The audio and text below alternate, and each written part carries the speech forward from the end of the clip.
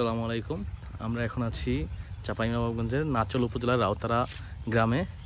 এখানে আস্তে আস্তে দেখলাম আমরা অনেক প্রায় গ্রামের সুন্দর দৃশ্য এবং অনেক মাটির ঘর, আশেপাশে সবই মাটির ঘরেই, এবং আসল যেই গ্রামের দৃশ্যগুলো সেটা ফুটে উঠেছে।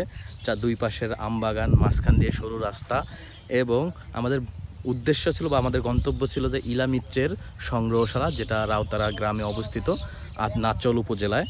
তো তার ব্যাপারে অত বিস্তারিত আমি জানি না, তবুও কিছুটা জানি। সেটা হচ্ছে আমরা তার সংগ্রহশালার ভিতরে ঢুকবো এবং দেখবো, আর বাকিটা শেয়ার করবো আপনাদের সাথে।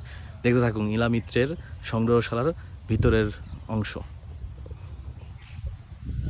প্রথমে একটা গেট, এরপরে হচ্ছে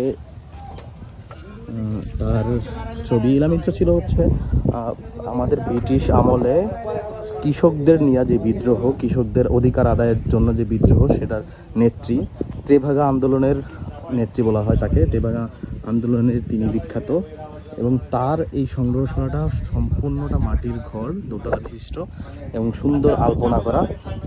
এই মাটির ঘরের ভিতরেই রয়েছে হচ্ছে তার বিভিন্ন ধরনের স্মৃতি, পদকের সাথে ছবি বা অন্যান্য জিনিসপত্র। তার সংগ্রহশালাটা এখন অনেক সুন্দরভাবে গোছানো আছে। আপনারা চাইলে নাচল উপজেলার রাউতারা গ্রামে আসতে পারেন, দেখতে পারেন।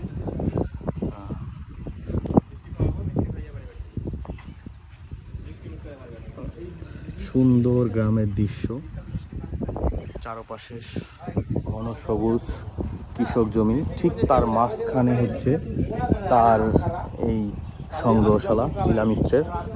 এবং এই ছোট ছোট ঘর দেখছেন, এখানে হচ্ছে প্রাচীন বা ওই সব আমলের ব্যবহৃত জিনিসপত্র। আমি আপনাদের ঘুরিয়ে ঘুরিয়ে দেখাই।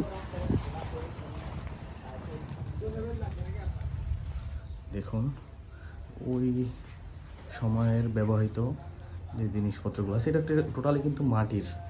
আপনারা যে দোতলা ঘরটা দেখছেন সেটাও মাটির, এবং এই সবগুলোই মাটির তৈরি।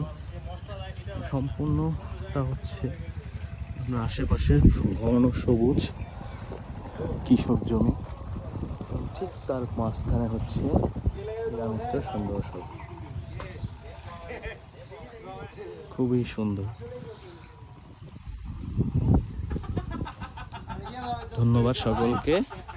আমরা চাঁপাইনবাবগঞ্জে আজকে পুরো দিন কাটাবো।